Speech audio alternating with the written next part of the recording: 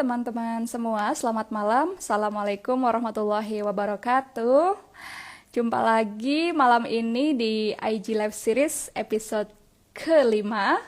Malam ini kita akan belajar bersama dengan Dr. Abdul Ghaffar Karim. Tapi beliau kurang nyaman kalau aku sebut gelar dokternya di depan, jadi makanya di flyer disebut hanya Abdul Ghaffar Karim aja. Aku secara pribadi sejak kenal beliau kurang lebih tahun lalu itu manggilnya Prof. Ghaffar. Itu preferensi pribadiku ya. Nah, Prof. Ghaffar ini beliau adalah fasilitator dosen di Visipol UGM. Beliau juga pakar ilmu politik, ketertarikan minat riset utamanya ada di politik dan agama. Dan beliau bilang ke aku, salah satu identitas yang paling penting yang lain adalah beliau seorang pecinta kemanusiaan dan pecinta kuliner. Nah, kebetulan malam hari ini kita ingin belajar, aku secara pribadi ingin belajar ya, tentang topik yang terinspirasi dari buku karya dai muda internasional favoritku, Habib Ali Al-Jufri. Beliau menulis Al-Insaniyah Qobla Tadayun atau Humanity Before Religiosity. Kemanusiaan mendahului keberagamaan. Aku dengar bukunya akan ditranslate ke dalam bahasa Indonesia. Kita berdoa bersama semoga segera terbit versi bahasa Indonesianya karena keren banget pesan-pesan yang ada di dalamnya. Nah, langsung saja supaya tidak berlama-lama, aku akan undang Prof. Ghaffar untuk join di video ini. Assalamualaikum, Prof. Ghaffar. Halo. Waalaikumsalam warahmatullahi wabarakatuh. Dengar nih, Prof. Jelas nggak? Bener lah. Kedengeran. Alhamdulillah. Gimana kabarnya, Prof, sekeluarga? Alhamdulillah. Baik semua. How do you cope with the pandemic? Alhamdulillah, sehat juga. Suka goes nih kayaknya, sepedanya.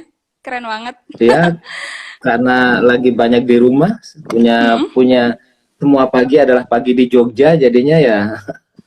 Asik banget. Lah. Iya. Kalau semua tidak pandemi. Kuliah kan belum mulai, kan masih masih bulan depan. Tapi ya seperti biasalah kalau lagi nggak semesteran justru banyak hal lain yang harus dikerjakan. Tapi itu ya tidak harus buru-buru kemana-mana kan? Iya. Thank you so much udah berkenan join loh, Prof. Dari kapan ya dulu terima kasih. Sebenarnya kita pengen bikin versi offline di Anomali Coffee waktu itu. Semoga ya setelah pandemi terkontrol ya kita bisa nongkrong lagi. Marlis juga nggak pernah ke kafe sekarang. Puasa deh 2 tahun. Tapi masih buka ya? Kayaknya masih, cuman nggak berani lah. Ya coba contribute ke kesehatan masyarakat dengan nggak nongkrong di kafe. Iya betul. Potensi penularannya besar. Iya. Oh iya, kita mau ngobrol. Apalagi kawasan perkantoran tuh di Kuningan. Iya, oke. Iya, benar. Luar biasa deh pokoknya. Prof, kita punya waktu 1 jam. Iya, betul itu. Iya, mungkin bisa kita mulai ya. Sure. Ya. Iya, tertarik banget nih belajar dari seorang pecinta kemanusiaan. Dan Prof. Ghaffar juga konsentrasinya di politik dan agama menarik. Next time kita ngobrolin banyak hal yang lain ya, banyak yang bisa dibahas nih. Tapi untuk kali banyak hal dalam politik agama ya. I see, ya menarik banget lah, selalu menarik banget. Mungkin kalau buat sekarang, pengen belajar dulu nih dari Prof. Ghaffar. Sebenarnya ini bisa berpotensi menimbulkan kebingungan kan? Kok kemanusiaan mendahului keberagamaan gitu kan? Dan Marlis juga aware ini menimbulkan banyak, menjadi akar dari banyak kebingungan di tengah masyarakat gitu. Tentang apa itu agama, apa itu keberagamaan. Nah, boleh nanya ke Prof. Ghaffar dulu untuk memperjelas ya, clarity di awal, biar tidak menimbulkan gagal paham dan presisi lah. Menurut Prof. Ghaffar nih, bedanya agama dengan keberagamaan itu apa? Kalau ya bedanya jelas karakter katanya ya. Sebenarnya kalau yang mau dibahas itu adalah buku yang jadi inspirasi acara ini malah banyak itu ya, dari segi luwah di bahasa Arab itu banyak yang bisa dibahas. Tapi mari kita fokus ke agama dan keberagamaan. Agama kan jelas kata benda ya, noun. Sementara keberagamaan itu adalah proses kita berinteraksi dengan kata benda bernama agama itu. Oke. Jadi ada manusia di situ. Dalam Mm-mm. keberagamaan itu tidak hanya value, tapi juga terutama ada manusia sebagai sentrum dari seluruh prosesnya. Jadi ya gampangnya tadi itu kata karakter katanya, yang satu kata benda, yang satu kata kata sebenarnya sama-sama kata benda, tapi kata benda yang dibentuk dari interaksi. Kalau dalam bahasa Indonesia karena polanya simpel saja, pakai awalan dan akhiran, jadi sepertinya nyaris sama semua itu. Tapi kalau kita misalnya bicara dalam bahasa Arab sangat rumit, bahasa Inggris lah misalnya ada frase Oke. yang terbuat dari gerund, itu akan jelas bedanya. Nah, keberagaman itu adalah proses yang membawa manusia dalam posisi aktif terhadap agamanya. Kira-kira begitulah, Oke. biar gampang. Iya. Bisa kita ambil kesimpulan gini nggak? Jadi agama itu agama seperti yang kita pahami ya. Misalnya wahyu dari kitab suci. Kalau keberagamaan, cara kita memahami dan mempraktekkan agama itu sendiri. Bisa Dan dipahami begitu, mempraktekkan Bro? agama dan menginternalkan agama itu ke dalam diri. Which is itu jadi sangat relatif dan open terhadap apa ya, interpretasi dan perbedaan gitu ya. Exactly, ya. Karena bahkan agama sendiri pun lahir kan dari interpretasi. Cuma kalau seseorang itu cukup punya power, maka interpretasi personal dia itu akan diterima sebagai interpretasi kolektif. Oh gitu. Itulah kekuatan Nabi. Ya, kalau orang-orang biasa, interpretasi dia itu hanya akan berlaku buat dia. Tapi bayangkan kalau dia adalah seorang tokoh besar di Arab Saudi, keluarga dari bagian dari sebuah konglomerasi yang menguasai air di Hijaz, gitu ya. Namanya Muhammad, anaknya Abdullah, gitu ya. Dihormati orang, maka interpretasi dia tentang sesuatu lalu dengan cepat berubah menjadi interpretasi kolektif. Atau kalau dia bernama Isa Al-Masih, Yesus, gitu ya, yang dia adalah bagian dari keluarga terah bangsawan yang keturunan Nabi Daud. Kata-kata dia itu kemudian interpretasi dia dengan cepat menjadi interpretasi kolektif. Atau kalau dia adalah Pangeran Siddhartha, atau kalau dia adalah Pangeran Musa dan seterusnya. Tapi kalau cuma Jafar Karim ya hanya menjadi interpretasi pribadi, tidak menjadi lembaga. Nah, agama kan sebenarnya soal kuat-kuatan politik dan sosial itu. Sanggup nggak melembagakan interpretasi pribadi? Oke. Wah, ini bisa dalam banget pembahasannya. Tapi kita moving forward dulu. Tadi Prof. Gafar bilang, apa ya? Oke, jadi gini. Misal, harus tahu dulu sih kemanusiaan itu apa, baru kita pertanyakan kaitannya dengan kemanusiaan. Kalau menurut Prof. Gafar sendiri, yang merasa bahwa Prof. Gafar ini seorang humanis, kemanusiaan itu apa sih dalam tafsir Prof. Gafar? Kemanusiaan itu adalah paham yang meletakkan manusia ya sebagai pusat kita berpikir. Dalam arti memuliakan manusia, melihat manusia sebagai pencapaian tujuan dan bagaimana well-being ya manusia secara umum itu menjadi cara kita berpikir. Nah, itu sebenarnya. Nah, menurut Prof. Gafar, apakah agama bertentangan dengan kemanusiaan atau berpotensi bertentangan atau gimana? Sama sekali tidak. Yang bertentangan dengan kemanusiaan itu kan praktek keberagamaan sebagian orang. Nah, saya kira orang seperti Habib Ali Al-Jufri itu kan mengingatkan praktek-praktek yang menyimpang itu, yang membuat kemanusiaan menyingkir. Lalu kemudian dia mengatakan bahwa kemanusiaan itu harus diletakkan sebelum keberagamaan. Saya kira itu gimmick yang bagus untuk membawa orang kembali ke esensi keberagamaan. Orang seperti Gus Dur yang lebih awal bertindak dan berbicara soal itu juga mengingatkan bahwa esensi keberagamaan itu sebenarnya adalah di kemanusiaan. Jadi saya tidak pernah melihat kemanusiaan dan keberagamaan itu ada konflik. Perilaku beberapa orang dalam beragama memang membuat mereka jauh dari kemanusiaan karena mereka menjadikan agama sebagai legitimasi atas kepentingan politik, legitimasi atas kepentingan yang sebenarnya tidak ada kaitannya dengan agama itu sendiri. Nah, disitulah ada konflik dengan kemanusiaan. Bukan agamanya yang konflikting, tapi perilaku orang-orang ketika beragama itu konflikting dengan kemanusiaan kadang-kadang. Jadi Marlis coba pahamin. Agama tidak bertentangan dengan kemanusiaan, tetapi cara orang beragama berpotensi bertentangan dengan kemanusiaan. Nah sekarang pertanyaannya, ketika keberagamaan kita terus ini individu per individu ya, karena setiap kepala kita punya pemahaman dan kemudian Ya. mempraktekkan sesuai dengan pemahaman itu kan. Bagaimana ketika Hmm. dalam proses kita memahami agama, kita menemukan atau memahami sesuatu yang ternyata bertentangan dengan kemanusiaan. Mana yang harus didahulukan? Ini kan jadi tepat nih judul topik kita kali ini, tapi coba Prof. Gafar bantu clarify gitu, biar kita juga dapat insight lebih dalam lagi. Saya sulit ya menjawabnya. Apa sih dalam keberagaman itu yang akan membuatnya bertentangan dengan kemanusiaan?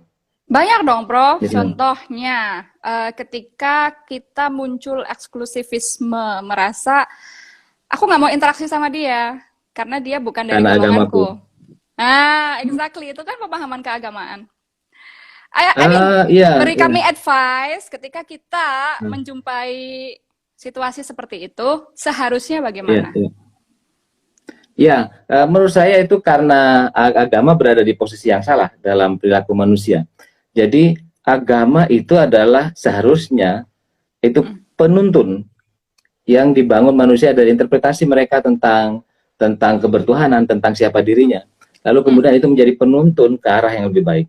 Tapi kenyataannya tidak selalu begitu. Yang sering terjadi adalah manusia menjadikan agama sebagai legitimasi dari banyak hal-hal yang bersifat nafsu saja. Misalnya politik, yang paling gampang, yang paling sering terjadi di depan kita dan saya pahami betul. Politik itu adalah sampai derajat tertentu adalah cara manusia mencapai kepentingannya, dan itu completely itu soal nafsu dalam tanda petik ya. Legitimate, karena nafsu itu diberikan Tuhan bagi kita untuk survival. Nafsu makan agar kita sebagai diri itu bertahan hidup, nafsu seksual agar kita sebagai spesies bertahan hidup, nafsu politik itu agar kita sebagai kelompok dan seterusnya bisa bertahan hidup. Itu legitimate. Akan tetapi ketika nafsu itu dikelola melampaui yang seharusnya, makan berlebihan begitu ya, apapun yang berlebihan, lalu kemudian orang kan butuh penjelas. Kenapa sih saya begini? Agama kemudian seringkali disalahgunakan. Nafsu politik orang itu sebenarnya harusnya sejalan dengan kapasitasnya. Misalnya, kalau orang diberi Tuhan tugas untuk memimpin, maka Tuhan akan memberi dia kapasitas. Tapi tidak semua orang yang ingin memimpin itu punya kapasitas untuk memimpin. Lalu ketika mereka tidak punya kapasitas, mereka cari apapun yang bisa digunakan untuk membenarkan langkah-langkah mereka. Agama yang paling sering digunakan.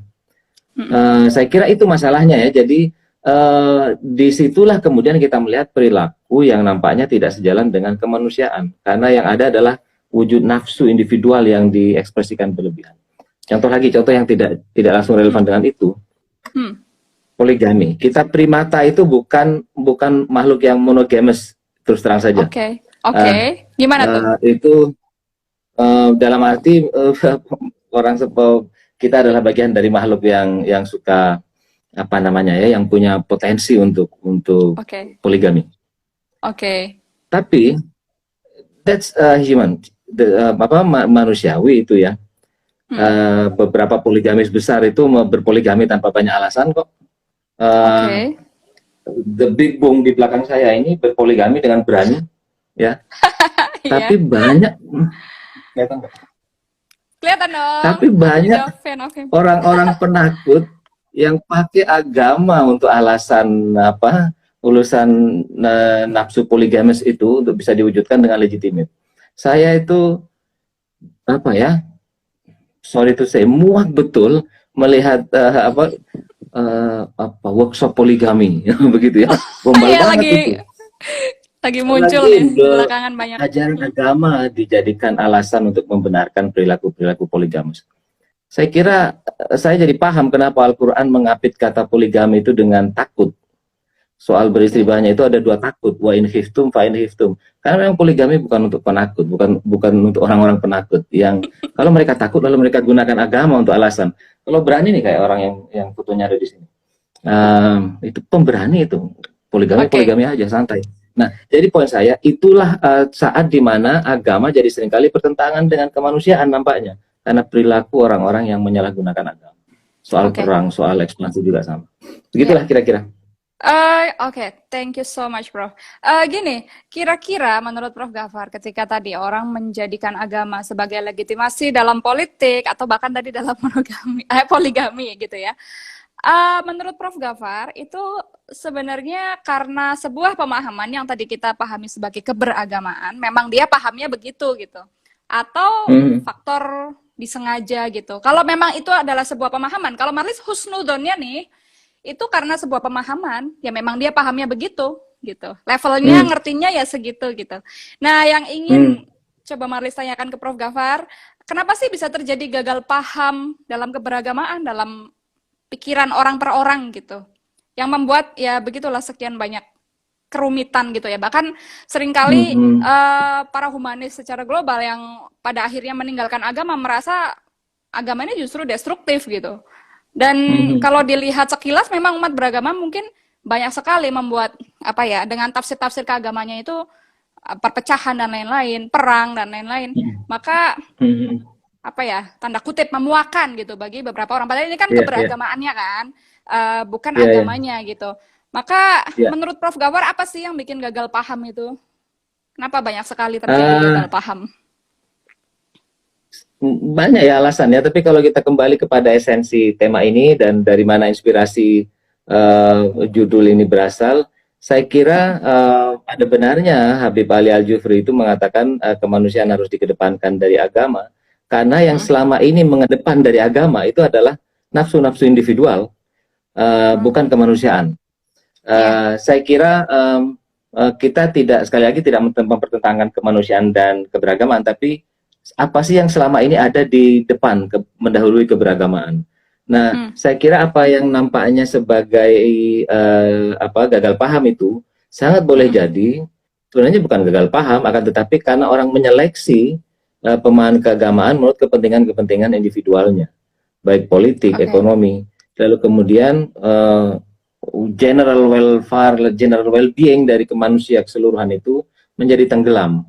Itulah hmm, kenapa relevan kemudian kita berpikir, mari kita ganti yang di depan kemanusiaan jangan nafsu individual dong gitu ya. Maaf, yang di depan keberagamaan jangan jangan nafsu individual tapi kemanusiaan secara umum. Nah, iya, saya menduga begitu sih, karena tidak mungkin ada orang yang banyak sekali orang yang terpelajar, pintar, tapi masuk tiba-tiba masuk dalam kategori gagal paham begitu ya, karena mengorbankan kemanusiaan. Saya kira bukan karena mereka tidak paham, tapi karena mereka memang egonya terlalu besar, egonya mendahului keberagamaan ketimbang kemanusiaannya. I would say so. oke.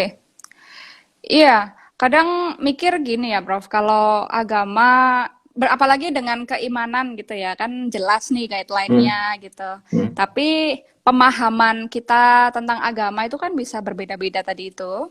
Nah, ya, ya. kenapa sih seringkali sebenarnya kalau kita paham bedanya dua hal itu tadi kan sebenarnya mudah ya untuk muncul Hmm, rasa humble di dalam diri kita bahwa oh mungkin pemahamanku kurang lengkap. Oh mungkin hmm, pemahamanku tidak komprehensif. Oh mungkin pemahamanku ada hmm, yang hmm, salah, hmm, tidak sempurna gitu. Eh, nah padahal kan luas sekali tafsir itu kan. Itu hmm, gimana sih gitu? Gimana ya, itu hmm. akarnya dari mana gitu kan kayaknya segala macam keribetan, Iya, keruwetan ya. dalam kehidupan beragama itu kan diantaranya muncul dari situ. Iya, betul. Hmm. Mungkin begini, mari kita lihat bagaimana semua agama besar yang kita kenal sekarang itu bermula. Hmm. Itu selalu awal mulanya adalah renungan-renungan individual dari Hmm. orang-orang yang kita kenal sebagai pendiri agama itu, Hmm. yang Para semuanya sangat nabi. terkait dengan para nabi, yang Hmm. semua renungannya itu sangat terkait dengan bagaimana manusia meletakkan nafsunya di hadapan kemanusiaan dan Hmm. kadang-kadang di hadapan lingkungan. Hmm. Yaitu ketika banyak sekali para nabi itu tidak puas melihat manusia itu berlomba-lomba dengan nafsu-nafsu individualnya, lalu kemudian mengorbankan kemanusiaan secara universal. Oke. Pangeran Siddhartha gelisah di istananya, Musa gelisah dengan di istananya juga ya, di istana di salah satu negara adidaya waktu itu. Nabi Hmm. Muhammad, anak muda kaya raya yang juga gelisah. Hmm. Ini saya penting menekankan bahwa Nabi Muhammad itu anak muda yang kaya raya, menikah saja dengan mas kawin puluhan ekor unta, nggak Unta kayak merah kalau pemuda nggak salah ya muslim. yang mewah itu. Untuk sangat-sangat mahal, miliaran. Nggak kayak pemuda muslim sekarang nikah dengan seperangkat alat sholat lengkap, itu bid'ah banget itu. Nabi Muhammad murah banget melakukannya ya. dengan. Jadi poin saya adalah mereka Mm, semua mulai dengan tidak puas akan perlombaan nafsu individual yang mengemuka di kalangan mereka sendiri. Mereka kalangan penguasa loh, kalangan penguasa yang iya, tidak puas dengan pola-pola yes. relasi kuasa. Mm-mm. Lalu mereka mengajak semua itu direvisi dan kembali meletakkan kemanusiaan di depan. Oke, Deklarasi kenabiannya Nabi Muhammad itu soal kemanusiaan. Jangan oke. lupa itu, bukan soal sholat tahajud, bukan soal puasa bulan apa, tapi soal kemanusiaan. Oke. Innama bu'itsu liutammima makarimal akhlak.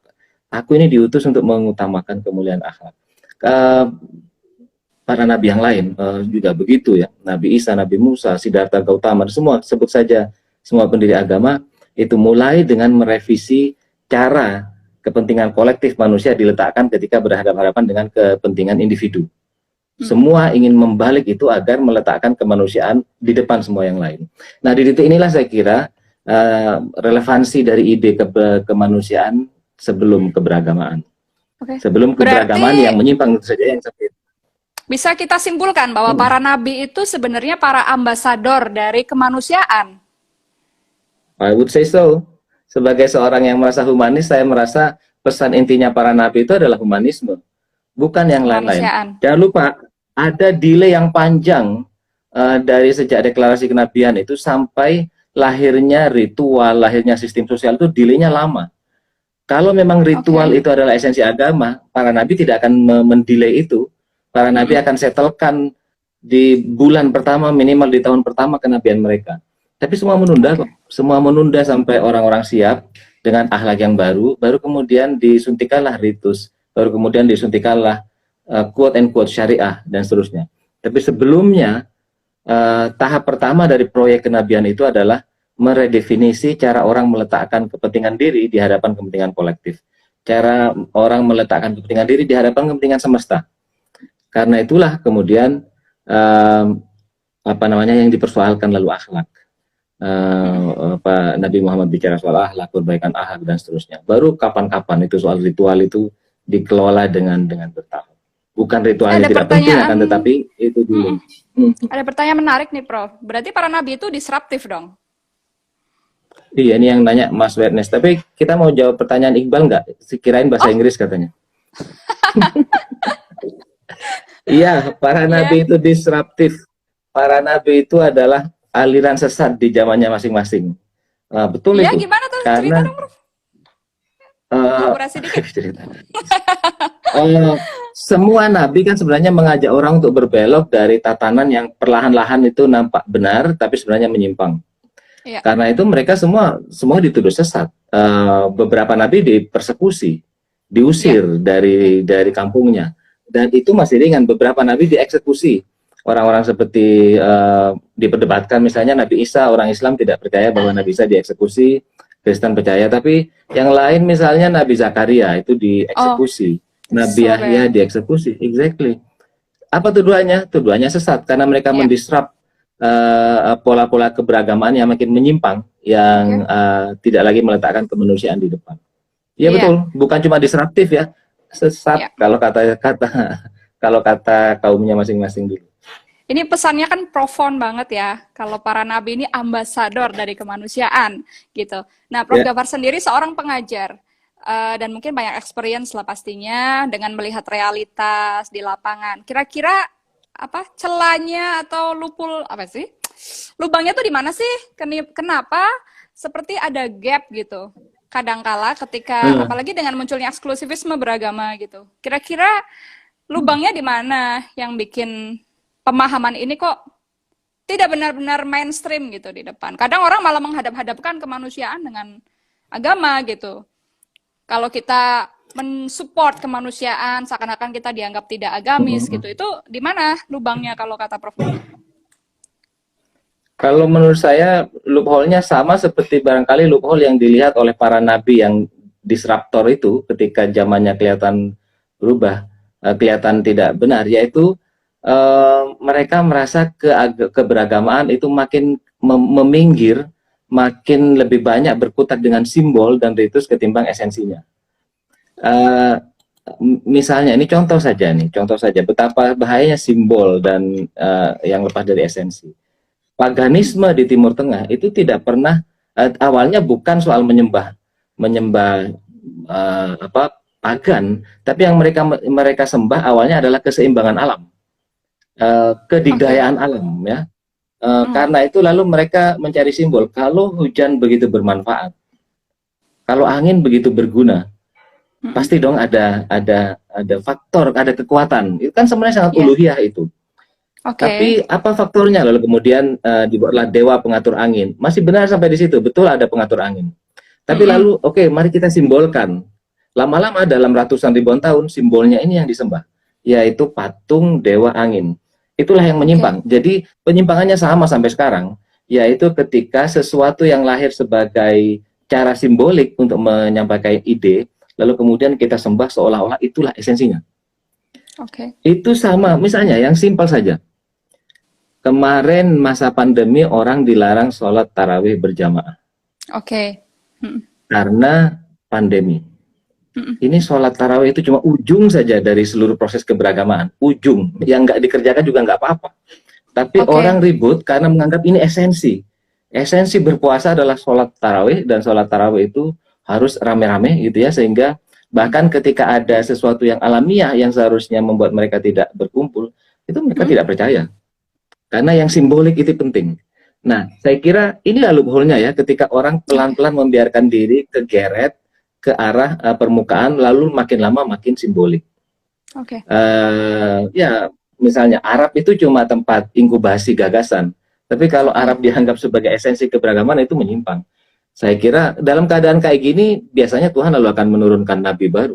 Ini sudah lama, ini sudah 2000 tahun, 11.700 tahun belum ada. Tadi ada pertanyaan, kan Nabi Muhammad itu nabi terakhir. Jadi gimana? Kemanusiaan tanda kutip udah final. Aku juga nggak terlalu paham dengan pertanyaan ini sebenarnya. Karena Iya, gimana ya? ini Oh ya, Prof pertanyaan Gafar mau bahaya. jawab? Nabi Muhammad terakhir kan kata kita, sama seperti Nabi Isa terakhir kata orang Kristen. Tapi ya setiap setiap konteks, nyatanya agama-agama baru lahir begitu ya. Ada Hmm. kalau orang Islam tidak mau mengakui Ahmadiyah sebagai bagian dari Islam, anggaplah itu agama baru, berarti ya ada nabi Oke. baru yang membawa agama itu. Di Hmm. Amerika lahir agama-agama baru, salah satu yang besar adalah agama Mormon. Itu ada orang yang membawa gagasan itu. Apa Hmm. namanya definisinya kalau dari kita, kalau bukan nabi ya, secara secara pemahaman sosiologis dan politis keagamaan. Artinya, iya, Nabi Muhammad itu nabi terakhir menurut saya, menurut kita, menurut orang lain tidak. Jadi Oke. dan itu masuk akal karena kenyataannya Tuhan akan selalu mengirimkan tadi disruptor, orang yang mengajak manusia kembali ke makna agar tidak Hmm. sibuk kegeret dengan simbol. Ketika Islam dan Kristen berperang terus-terusan, ini udah ratusan tahun nih nggak rampung-rampung ini. Dimulai sejak Iya. perang salib sampai sekarang, pada intinya perang itu tidak selesai. Artinya Hmm. orang Islam dan orang Kristen sudah sama-sama kegeret ke pinggiran. Hmm. Dan itu tidak benar dari segi keberagamaan. Karena kemanusiaan terkorbankan.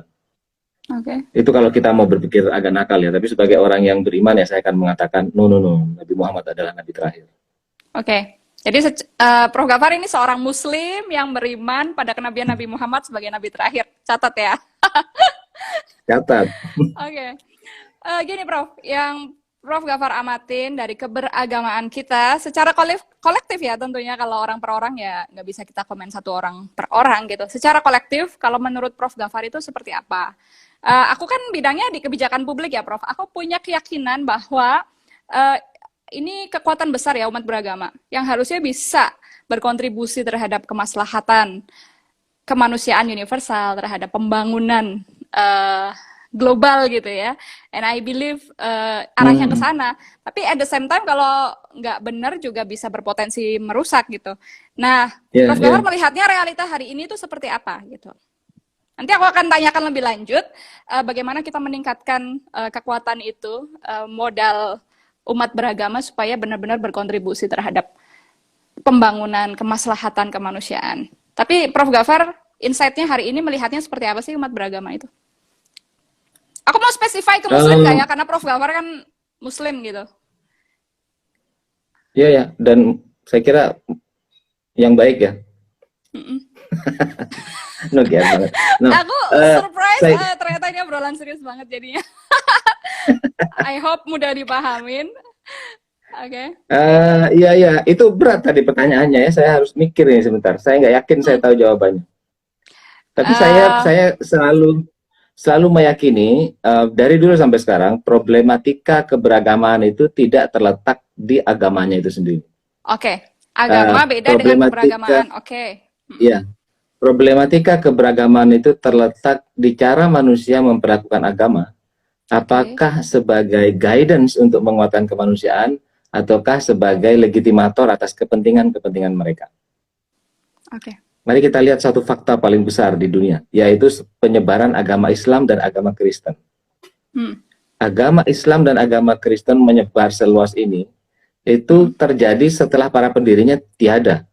Kita tidak Ya. tahu para pendirinya itu mengapprove apa tidak ini agama ini menyebar sebegitu rupa.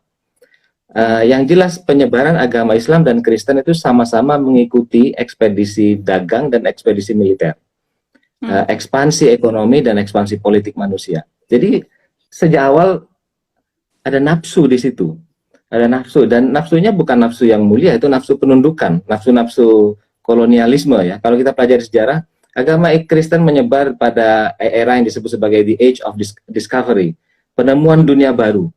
Dari Hmm. sudut pandang orang Eropa, dunia baru seolah-olah itu dunia kosong yang tidak bertuan, lalu mereka jajah, begitu ya. Lalu menyebarlah agama Hmm. Kristen. Islam juga begitu, meskipun ini agama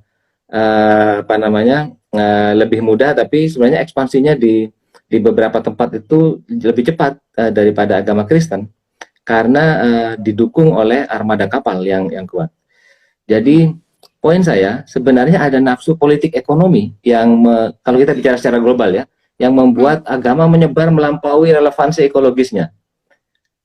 Saya sampai sekarang merasa bahwa salah satu kesalahan terbesar manusia barangkali ya adalah menyebarkan agama Kristen dan agama Islam melampaui area-area yang secara ekologis relevan. Kenapa Prof. Gafar bisa Akibatnya bilang begitu? yang terjadi sekarang ini harus pelan-pelan ini ya. Jadi setiap agama itu sebenarnya punya relevansi sosial dan relevansi ekologisnya masing-masing. Hmm. Yang kalau mau dilebarkan di seluruh dunia itu kayak kita menarik balon yang tipis habis-habisan, itu Hmm. itu bahaya, itu jadi bubble ya, kayak bubble ekonominya kapitalisme sekarang itu bahaya, sedikit disentuh aja meledak. Dan kelihatan sekali agama-agama besar itu sangat Hmm. sentralistik, semua serba sentralistik ya. Yang namanya Islam yang baik harus ke Mekah, yang namanya Kristen yang baik ke Vatikan, Katolik yang baik dan seterusnya. Ekologi yang dijaga itu di sana, tanah suci itu di sana, bukan di sini, gitu ya. Jadi penghormatan kepada alam tidak dibawa serta dengan cukup kuat, karena yang harus dihormati ya tanah suci di sini, yang di sana. Hmm. Sungai ya, kali apa nih kalau di Jakarta itu, kali Ciliwung itu Hmm. bukan sungai suci bagi agama manapun karena itu tidak dirawat.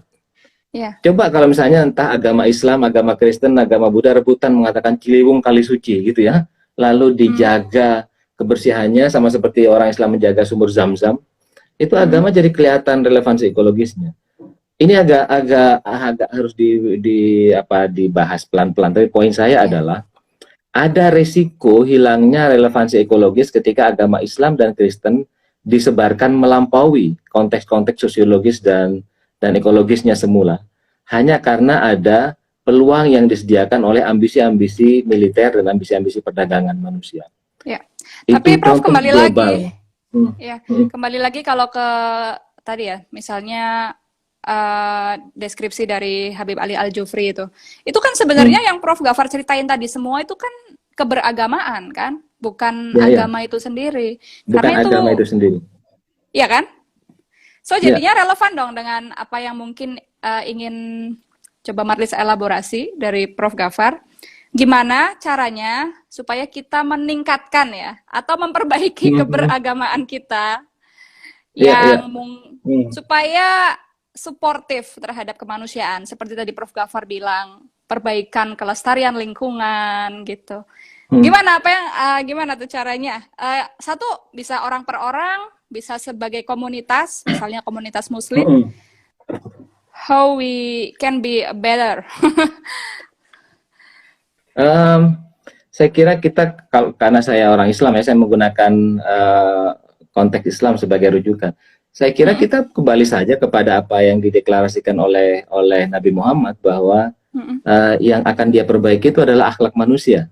Dan akhlak itu punya banyak dimensi, akhlak pada ya, penciptanya, akhlak kepada sesama makhluk, dan terutama sekali mm-mm, akhlak kepada manusia yang merupakan bagian dari esensial di mana dirinya berada. Kalau mm-mm, kita kembali ke situ, maka keberagamaan lalu akan menjadi pendukung paling sejati dari deklarasi kenabian itu. Tapi kalau tidak, maka kita akan sibuk tadi menuruti nafsu ekonomi dan nafsu kuasa. Yang kalau bekerja di ranah individu itu masih kecil efeknya. Tapi bayangkan kalau bekerja di ranah masyarakat, kolonialisme yang dilahirkan, lalu ekspansi keagamaan seperti yang saya contohkan tadi.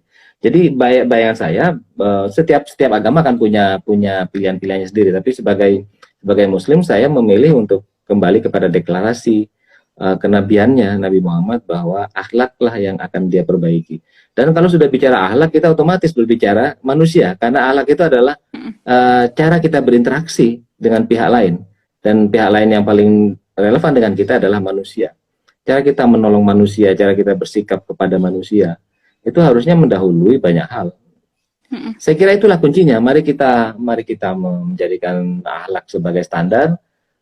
Jangan khawatirkan soal indeks surga, neraka dan segala macam itu menyusul kalau akhlak sudah baik. Saya sering gundah dalam hal begini ya. Contoh saja, contoh kecil. Ketika saya tinggal di Australia beberapa tahun ya, hampir 6 tahun. Mm. Saya pelan-pelan menyadari bahwa cara orang mengajak orang lain bersedekah itu tidak pernah menjanjikan rumah di surga kah, pahala 600 kali. Tapi yang dijanjikan adalah kamu bisa menyelamatkan seorang gadis kecil yang tidak bisa bersekolah. Mm. Atau kamu bisa menyelamatkan tetanggamu yang sedang kehabisan makanan hari ini. Mm. Jadi iklan ya soal kelaparan di Afrika itu. Iklannya begini ya yang membuat saya terkesan dulu. Kata dia, kamu tidak akan bisa menyelamatkan seluruh manusia, tapi kamu bisa menyelamatkan satu orang gadis kecil di Afrika. Sangat manusia. Wow. Tapi kita di perempatan Kamdanen tempo hari saya melihat, mari kita bangun rumah di surga dengan sedekah ke sebuah pesantren. Gombal, rumah di surga dijanjikan oleh sebuah lembaga agama. Dia bahkan nggak tahu kalau dia Tapi gimana cara bisa dapat kita rumah. beragama itu, Hmm. cara kita beragama itu tidak real ya. Membayangkan nanti pahalanya. Coba kalau berbuat baik pahalanya 70 berapa puluh ribu bidadari itu di surga katanya. Mau ngapain aja dengan bidadari sebanyak itu coba?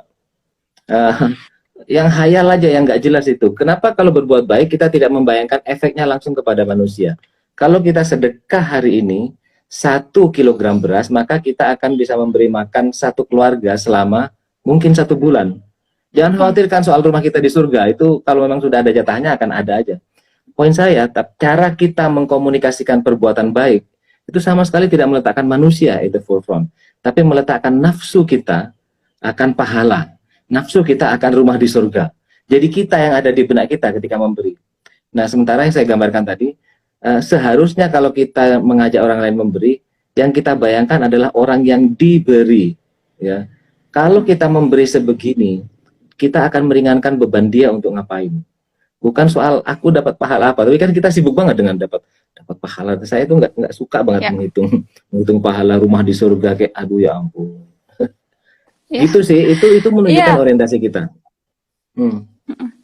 Kayaknya banyak distorsi tadi, Prof. Level pemahaman keberagamaan orang berbeda-beda, ya kan? Padahal sebenarnya kalau nggak tahu ya, ini dari perspektif Muslim ya. Kan tugasnya salah satu tugas manusia ya, seorang Muslim itu kan memakmurkan bumi gitu. Jadi itu sebenarnya jelas banget ya, kristal clear gitu. Entah kenapa seperti jadi realita yang lumayan bukan menggejala ya, tapi apa ya? Ya itu tadi nggak bisa dibilang menggejala juga sih. Mulai muncul tadi eksklusivisme seperti itu. Kayaknya dari dulu sih kalau ngobrolnya sama profesor ilmu politik ini ntar bisa ditarik jauh ke abad-abad yang lalu.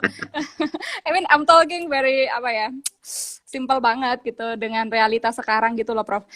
Oke, yang Prof sampaikan ini sebenarnya relatif mengguncang kali ya kalau kita tidak atau baru dengar mungkin. Nah, mungkin saran Prof nih, advice Prof gitu, how biar kita open mind untuk realita kita sekarang. Misalnya Marlis sekarang nih punya pemahaman keberagamaan bahwa aku harus mengutamakan dulu saudaraku sesama agama. Kalau yang nggak seagama itu nanti aja gitu misalnya. Gimana cara jadi contoh-contoh sepele, Prof, biar kita bisa transform gitu ke visi tadi kemanusiaan universal. Apa advice Prof Gafar untuk masing-masing kita nih yang mungkin punya tanda kutip problem keterbatasan pemahaman keberagamaan hari ini? Ya. Kalau kita meletakkan kemanusiaan ya sebagai patokan utama, dan jangan lupa kemanusiaan itu adalah esensi keberagamaan, maka sebenarnya prioritas yang harus kita tolong itu adalah orang yang paling membutuhkan di depan kita, bukan orang yang seagama atau tidak seagama dengan kita. Simpel saja, kalau kita bertemu dengan satu orang muslim muda ya, pembalap sepeda perempuan gitu ya, mau menyeberang jalan, dengan seorang nenek-nenek beragama Kristen yang butuh menyeberang jalan, pentingkah bagi kita agamanya? Kan nggak penting. Yang butuh menyeberang itu adalah nenek-nenek, bukan si Luna Maya lagi bersepeda kita seberangin, kelihatan banget sih nafsu banget pengen nyeberangin Luna Maya. Nah, saya kira itu contoh kecil ya betapa mudahnya sebenarnya meletakkan kemanusiaan di depan, dan kalau kita letakkan itu menjadi tidak bertentangan dengan agama, karena menolong orang yang beragama lain pun itu adalah kebaikan. Di Islam itu ada cerita soal sahabat Nabi yang terlambat datang ke masjid. Saya kira ini sangat populer itu, dan terlambat ke masjid untuk sholat subuh berjamaah dengan Rasulullah. Tapi ternyata dia tidak terlambat, meskipun dia lambat sekali nyampe ke masjid, dalam arti dia tidak ketinggalan sholat, karena sujud keduanya, rukuk keduanya Nabi Muhammad itu lama sekali, tidak berdiri-diri untuk bangun. Kata Nabi Muhammad, lehernya dipegangi oleh Jibril agar dia tidak mengangkat, agar sholatnya lama, agar sahabat yang terlambat itu bisa nyusul. Dan kenapa sahabat ini terlambat? Karena ada seorang perempuan Yahudi tua sedang berjalan, dan sahabat ini tidak ingin kenapa-kenapa, tidak ingin si orang tua Yahudi itu kenapa-kenapa. Dan jangan lupa di Madinah itu sempat ada konflik antara Islam dengan Yahudi karena ada pelanggaran perjanjian. Jadi bayangkan menolong seorang perempuan tua yang merupakan bagian dari musuh aktif saat itu, itu bisa membuat sholat Nabi itu jadi lama karena dipegangi oleh Jibril pundaknya. Artinya Islam mengatakan bahkan terlambat sholat pun, kalau itu untuk menolong orang lain yang butuh pertolongan, kendati orang itu beda agama, itu akan membuatmu tetap dapat dianggap sebagai orang sangat baik. Dan dalam kalau konteks kita paham kehidupan seperti ini, artinya kalau kita memahami hal seperti ini jadi simple kan, jadi mudah kita untuk memprioritaskan, jadi gampang bagi kita memprioritaskan yang mana. Ekstrimnya, kalau yang reot di sebelah kita itu adalah gereja, sementara masjidnya magrong-magrong, ya jangan naruh di kota infak masjid lah, bantulah gereja itu. Karena bagaimanapun orang beribadah tetap lebih baik daripada orang yang tidak beribadah. Itu kan soal prioritas. Kalau manusia dan kepentingannya diletakkan, maka keberagamaan kan jadi mudah, tidak konflikting dengan kemanusiaan. Iya, Prof, kembali ke tadi konteks menyeberangkan misalnya nenek tua gitu ya, yang vulnerable. Iya, Marlis tuh punya keyakinan sebenarnya hati nurani setiap orang itu condong kepada kemanusiaan, itu by nature itu. Exactly. Nah, dan bahkan ketika orang tanda kutip punya kecenderungan mengarah ke ekstremisme beragama sekalipun, Marlis punya teman Facebook yang sangat diverse gitu ya, dan Marlis sangat tertarik mempelajari mereka masing-masing gitu. Ada orang yang sangat keras dalam beragama, tapi dia sangat penyayang sama kucing, dia sangat hormat, dia jualan apalah itu produk yang unik banget untuk perempuan. Aku nggak mau nyebut, ntar malah ketahuan siapa orangnya.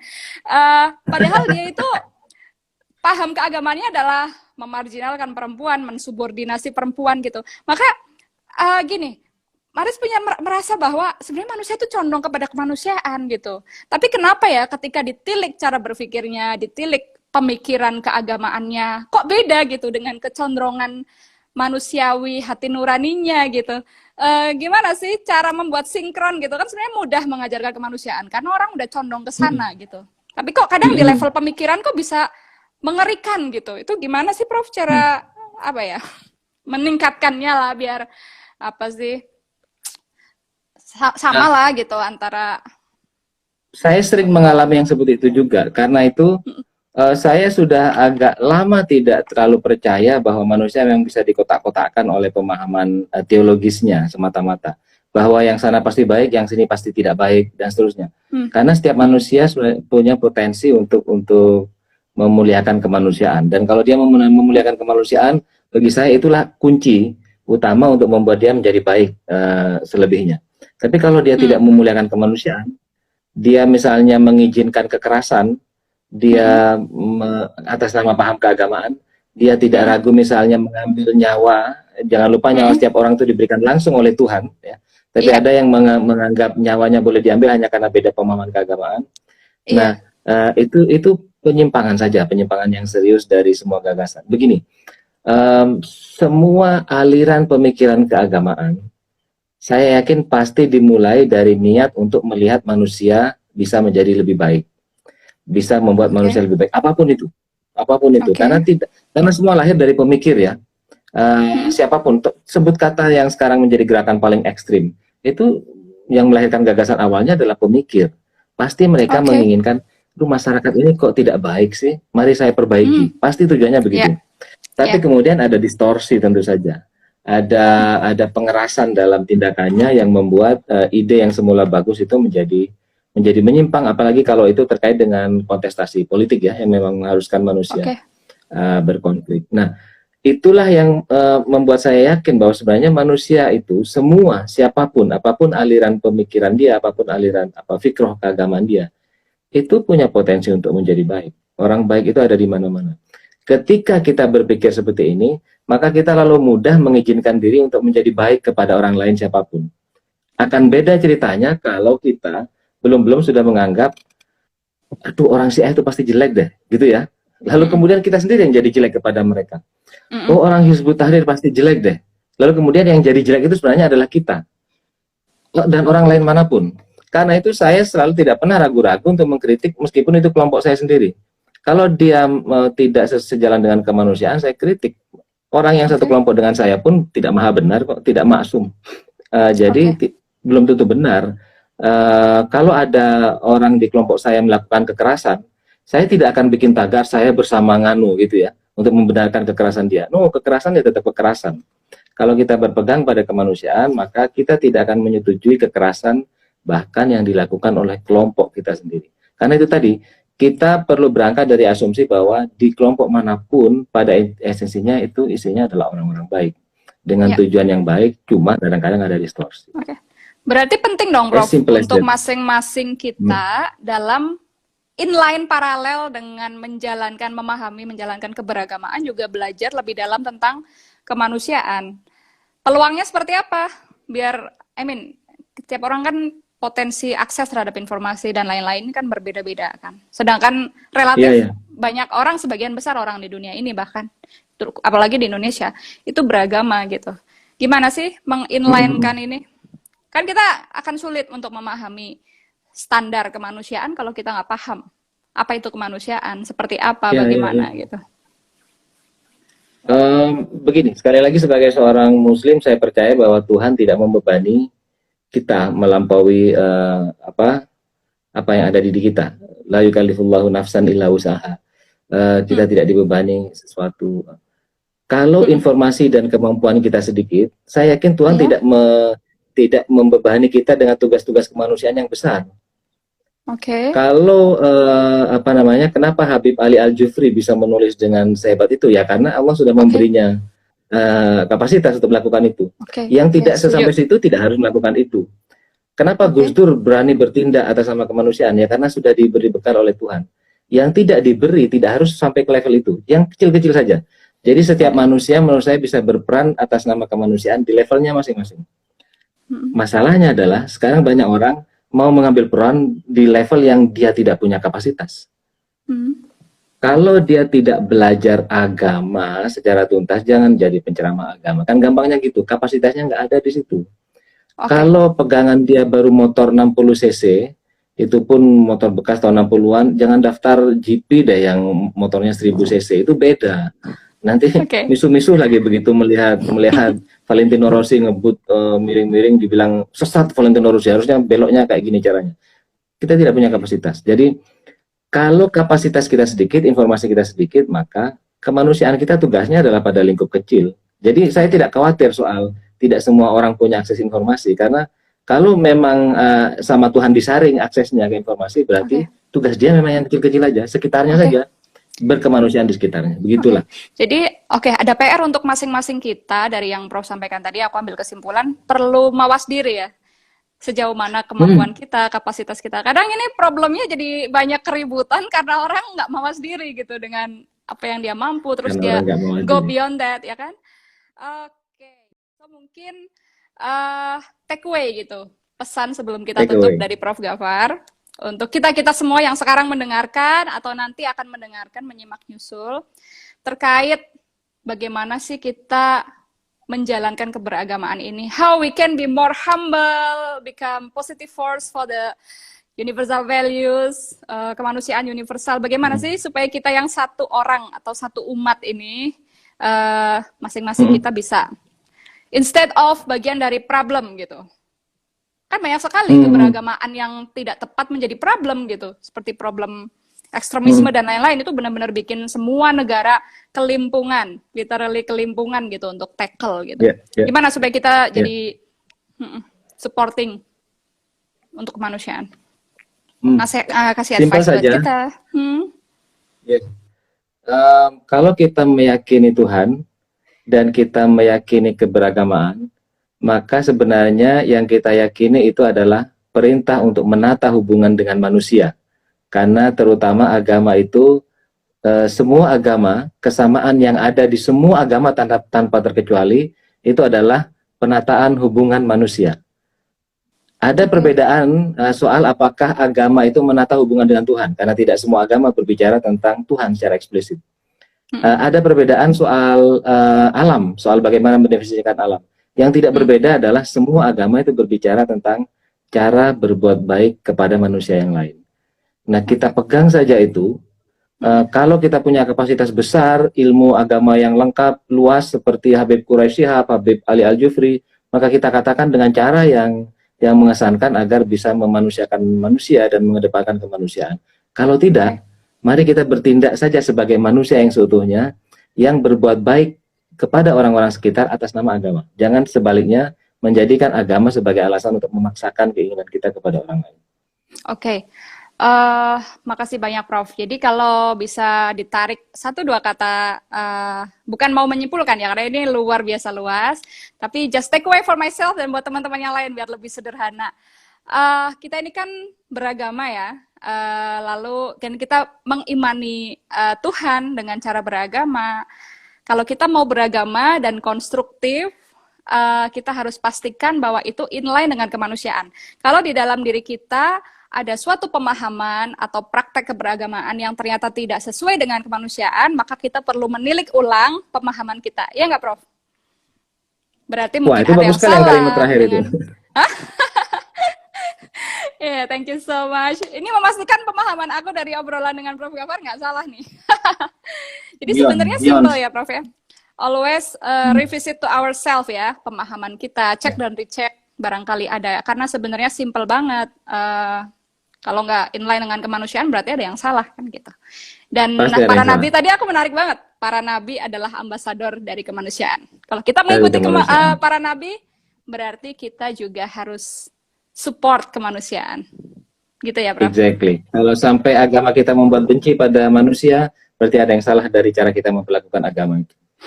Noted. Terima kasih banyak, Prof Gafar. Semoga nggak kapok ngobrol-ngobrol lagi di IG Live. Asik kayaknya, asik. Asik ya. Lain waktu ketemu lagi, pengen tanya-tanya yang lain lebih banyak. Kita organize lagi ya, Prof. Insya Allah lain waktu. Siap. Di Kuningan. Wah, di Kuningan, di Anomali. Semoga pandemi segera under control, kita semua bisa ketemu tatap muka seperti dulu. Amin. Makasih banyak Prof. Amin, Gafar amin. waktunya. Kita Terima akhiri, kasih. waktunya sudah habis. Salam untuk keluarga. Makasih juga untuk teman-teman semua yang sudah nyimak. Mohon izin nanti aku coba edit dan tampilkan di YouTube untuk teman-teman yang nggak punya Instagram. Thank you so much, Prof. Selamat malam. Selamat malam semua teman-teman. Assalamualaikum. Assalamualaikum warahmatullahi wabarakatuh. Waalaikumsalam warahmatullahi wabarakatuh.